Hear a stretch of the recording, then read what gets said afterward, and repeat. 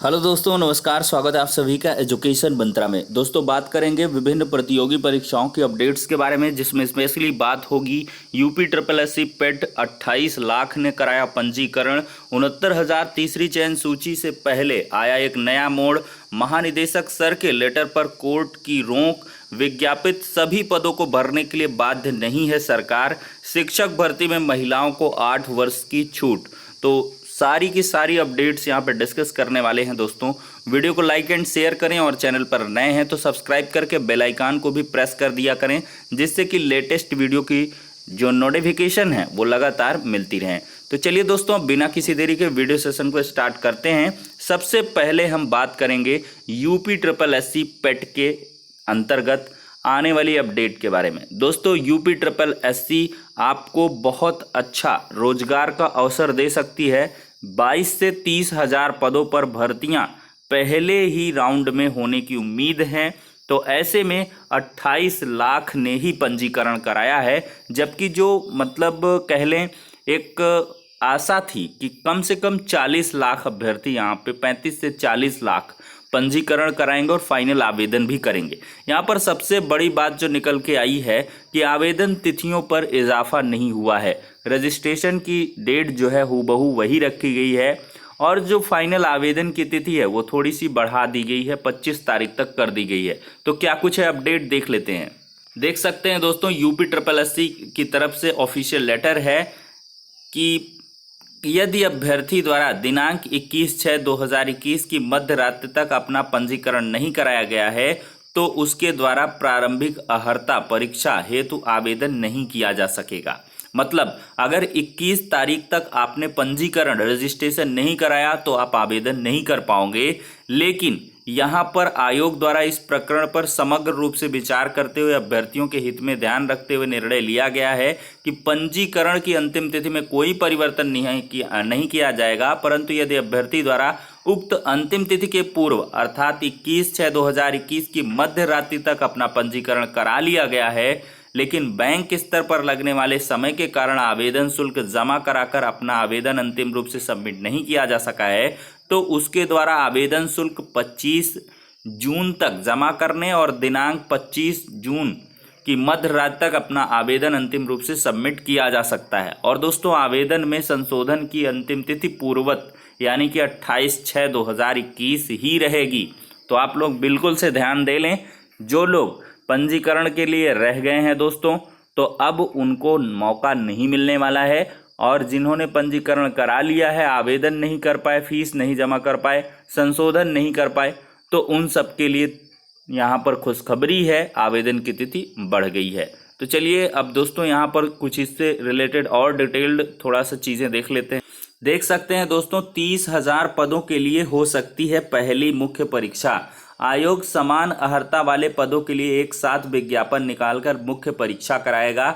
अनुमान के मुताबिक पहला विज्ञापन 22 से 30,000 पदों के लिए हो सकता है। मुख्य परीक्षा में केवल वे अभ्यर्थी ही आवेदन कर पाएंगे जो पीटी में उत्तीर्ण है। अगर सब कुछ ठीक ठाक रहा दोस्तों तो दिसंबर तक नौकरी भी मिल जाएगी। अगर सब कुछ उम्मीद के मुताबिक रहा तो द्विस्तरीय परीक्षा प्रणाली से अभ्यर्थियों को विधानसभा चुनाव से पहले दिसंबर तक नौकरी मिल सकती है। लिखित परीक्षा अगस्त तक होने पर अक्टूबर तक मुख्य परीक्षा कराई जा सकती है। दरअसल पीटी में ऑब्जेक्टिव टाइप प्रश्न होने से रिजल्ट देने में अधिक समय नहीं लगेगा। 2 महीने में रिजल्ट देकर मुख्य परीक्षा कराई जा सकती है। मुख्य परीक्षा भी ऑब्जेक्टिव टाइप होने की संभावना है। इसमें सीमित संख्या में अभ्यर्थियों के होने से दिसंबर में चयनित अभ्यर्थियों के रिजल्ट को जारी किया जा सकता है। वहीं इंटरव्यू ना होने से नियुक्ति की कार्रवाई में भी अधिक समय नहीं लगेगा। तो दोस्तों, कोरोना की तीसरी लहर पर लिखित परीक्षा निर्भर है और यहाँ पर एजेंसी का चयन इस माह के अंत तक पूरा करने का प्रयास है। सूत्रों का कहना है कि तकनीकी बिड खुल चुकी है और वित्तीय बिड की कार्रवाई पूरी कर इस महीने के अंत तक पूरी एजेंसी से अनुबंध करने की योजना है। इसके तहत 2 माह के भीतर परीक्षा संपन्न कराया जा सकता है। अगर ऐसा हुआ तो अगस्त में परीक्षा हो जाएगी। पर लिखित परीक्षा कोरोना की संभावित तीसरी लहर पर निर्भर करेगी, क्योंकि कोरोना की वजह से पिछले 1 साल से कोई लिखित परीक्षा नहीं कराई जा सकी है। हालांकि आयोग जो है कोरोना संक्रमण में तेजी से गिरावट को देखते हुए जल्द से जल्द लिखित परीक्षा करा लेना चाहता है। तो दोस्तों, तैयार रखें और आपको टेट से पहले, सुपर टेट से पहले पेट देखने के लिए मिलेगा। और मैंने हर बार दरख्वास्त की है सभी अपने प्यारे सब्सक्राइबर से जिनको जॉब अभी तक नहीं मिल पाई है कि वो पेट के लिए आवेदन अवश्य करें। और देखिए अगस्त में ही इसका एग्ज़ाम होने वाला है, और अगर एक जॉब मिल जाती है दिसंबर तक तो क्या बुरा है उसमें, क्योंकि शिक्षक भर्तियों का कुछ अता पता रहता नहीं कब आएंगी और कब फंस जाएंगी। होंगी तो, लेकिन फंस सकती हैं, कुछ विसंगतियां आ सकती हैं, कुछ भी हो सकता है, लेकिन जो अपॉर्चुनिटी रहे उसको ग्रैब अवश्य करें। तो दोस्तों यहाँ पर जिन्होंने आवेदन कर लिया है तो उनके लिए बहुत अच्छी खुशखबरी है, अच्छी खबरें देखने के लिए मिल रही हैं। अगस्त में एग्ज़ाम भी होने वाला है, पहले तो संभावना थी सितंबर तक हो पाएगा, और यहाँ पर रिजल्ट वगैरह निकाल के अक्टूबर में मुख्य परीक्षा और दिसंबर में यहाँ पर ज्वाइनिंग भी देने की बातें चल रही हैं। तो चलिए दोस्तों अब बढ़ते हैं अगली अपडेट की तरफ, और 69,000 शिक्षक भर्ती में आखिरकार क्या कुछ नया मोड़ है इस पर हम चर्चा करते हैं। देख सकते हैं दोस्तों, वेटिंग वाले अभ्यर्थियों को भर्ती में शामिल करने का विरोध, प्रदर्शन की दी चेतावनी। देखिए 69,000 शिक्षक भर्ती के तहत शासन द्वारा वेटिंग सूची जारी करने का उन अभ्यर्थियों ने विरोध किया है जो त्रुटि में संशोधन का अवसर देने की बाट जोह रहे हैं। त्रुटि संशोधन वाले अभ्यर्थियों का कहना है कि पहले उनका नियुक्ति पत्र जारी हो, उनकी काउंसलिंग भी हो चुकी और जिला भी अलॉट हो गया है, इसके बावजूद उनको वरीयता न देकर भर्ती प्रक्रिया से बाहर किया जा रहा है। अभ्यर्थियों ने मंगलवार को निषादगंज स्थित बेसिक शिक्षा निदेशालय पर प्रदर्शन की चेतावनी दी। जिन अभ्यर्थियों के आवेदन में प्राप्तांक, पूर्णांक, भारांक इत्यादि भरने में त्रुटि हुई है, ऐसे की संख्या करीब 200 ही रह गई है। ये अभ्यर्थी गोंडा, बस्ती, वाराणसी, पीलीभीत, रायबरेली, आजमगढ़, गोरखपुर, झांसी, मेरठ, बुलंदशहर, कानपुर समेत अन्य जिलों से है। अभ्यर्थियों ने बताया कि मेरिट में आ चुके हैं, बस विभाग को नियुक्ति पत्र जारी करना है। इससे पहले शासन उनको वरीयता न देकर वेटिंग वाले अभ्यर्थियों को भर्ती करने जा रहा है। शासन का यह कदम उनके भविष्य के साथ खिलवाड़ है। तो दोस्तों त्रुटि संशोधन एक बार फिर से आड़े हाथों आ सकता है, और मैंने पहले भी बताया है कि इस त्रुटि संशोधन के चलते ही रिक्त पदों का जो आंकड़ा है वो थोड़ा सा स्पष्ट नहीं हो पा रहा है।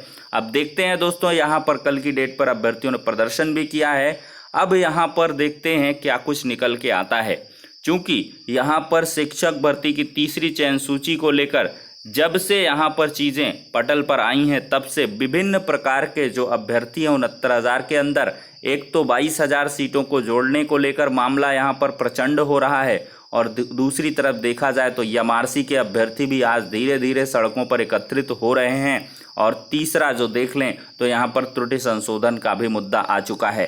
यहाँ पर जो विकलांग अभ्यर्थी हैं, दिव्यांग अभ्यर्थी हैं, उनका भी मामला एक तरीके से दब चुका है, लेकिन कभी भी ये अभ्यर्थी भी सामने आ सकते हैं अपनी मांगों को लेकर, क्योंकि बहुत दिनों तक अनवरत इनका धरना प्रदर्शन बेसिक शिक्षा परिषद प्रयागराज में चला था। तो ये कुछ दोस्तों चीज़ें हैं जो कि आपके तीसरी चयन सूची के लिए थोड़ा सा चिंता की लकीरें खींचती हैं।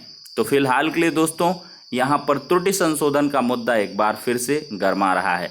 अब बढ़ते हैं अगली अपडेट की तरफ। दोस्तों देख सकते हैं, मेरिट कम कर बचे पद भरने से इंकार।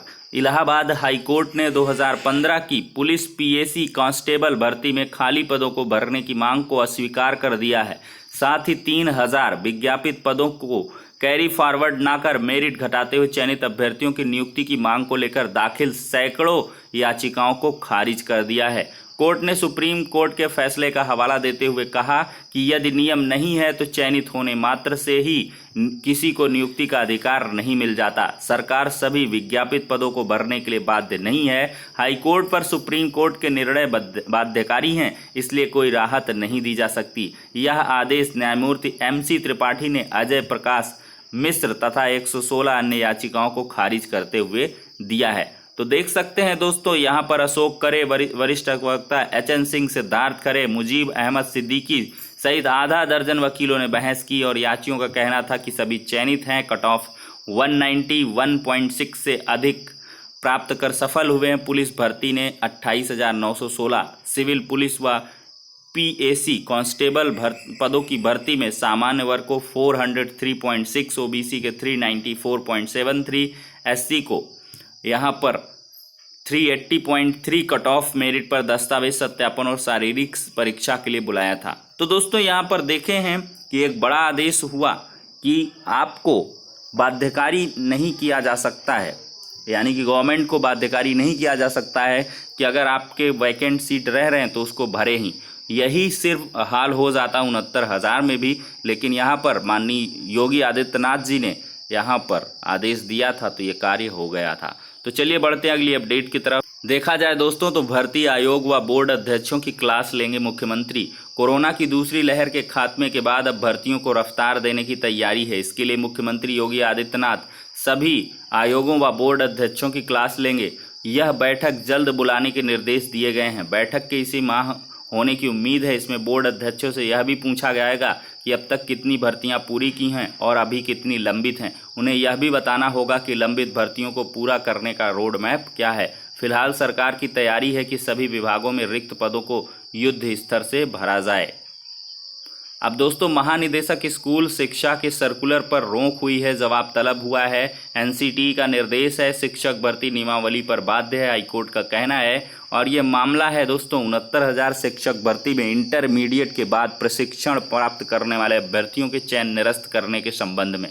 तो दोस्तों यहाँ महानिदेशक स्कूल शिक्षा के सर्कुलर के क्रियान्वयन पर रोक लगा दी गई है। साथ ही याची को नियुक्ति देकर उसके वेतन आदि का भुगतान करने पर निर्णय का निर्देश दिया गया है। इस मामले में राज्य सरकार से जवाब भी दाखिल करने के लिए कहा गया है। न्यायमूर्ति जे मुनीर ने पूजा तिवारी की याचिका पर यह आदेश दिया है और न्यायालय ने स्पष्ट किया है कि राष्ट्रीय शिक्षा परिषद एक केंद्रीय संस्था है। उसका निर्देश राज्य सरकार की शिक्षक भर्ती नियमावली 1981 पर बाध्यकारी है। तो दोस्तों यहाँ पर अगर आपने बहस के दौरान कहा गया कि एनसीटी की 28 नवंबर 2014 के रेगुलेशन में स्पष्ट है कि 50% अंक के साथ इंटरमीडिएट उत्तीर्ण करने के बाद शिक्षक प्रशिक्षण लेने वाले सहायक अध्यापक पद पर नियुक्ति के लिए अहर्ह माने जाएंगे। इस पर अदालत ने महानिदेशक के सर्कुलर पर रोक लगाते हुए राज्य सरकार से जवाब भी मांगा है। तो दोस्तों ये ऑर्डर आप सभी उनके लिए बहुत इंपॉर्टेंट है जो लगातार सवाल पूछते रहते हैं। मैंने आपको पहले से ही बताया है कि इंटरमीडिएट के बाद अगर आपने डिप्लोमा कर रखा है फिर भी आप नियुक्ति के लिए अहर्ह हैं। तो दोस्तों अब हम लास्ट अपडेट की तरफ आ जाते हैं कि शिक्षक भर्ती में महिलाओं को 8 साल की छूट मिलेगी। आदेश के बाद सामान्य श्रेणी की 40 साल की उम्र तक दिल्ली में शिक्षक बन सकेंगी। देखिए भले ही उपराज्यपाल की मंजूरी से दिल्ली सरकार ने महिलाओं को शिक्षक नियुक्ति में अधिकतम उम्र सीमा में 10 साल की छूट देने के लिए 1980 में जारी अधिसूचना को वापस ले लिया हो, लेकिन नियुक्ति नियम 1991 के तहत उम्र सीमा में महिलाओं को छूट जारी रहेगी। कोर्ट की टिप्पणी है DSSB 1 सप्ताह के अंदर विज्ञापन जारी करे। तो दोस्तों एक यहाँ पर बड़ी राहत महिलाओं को देखने के लिए मिली है और इसके लिए मैंने आपको पहले ही बताया था ये राहत मिल जाएगी। तो फिलहाल के लिए अब सारी की सारी अपडेट्स डिस्कस हो जाती हैं। नेक्स्ट वीडियो में मिलते हैं दोस्तों। वीडियो को लाइक एंड शेयर अवश्य करा करें, क्योंकि इसी प्रकार की विभिन्न जो प्रतियोगी परीक्षाओं से संबंधित अपडेट्स हैं आपको एक ही प्लेटफॉर्म में एक साथ प्रोवाइड की जाती हैं।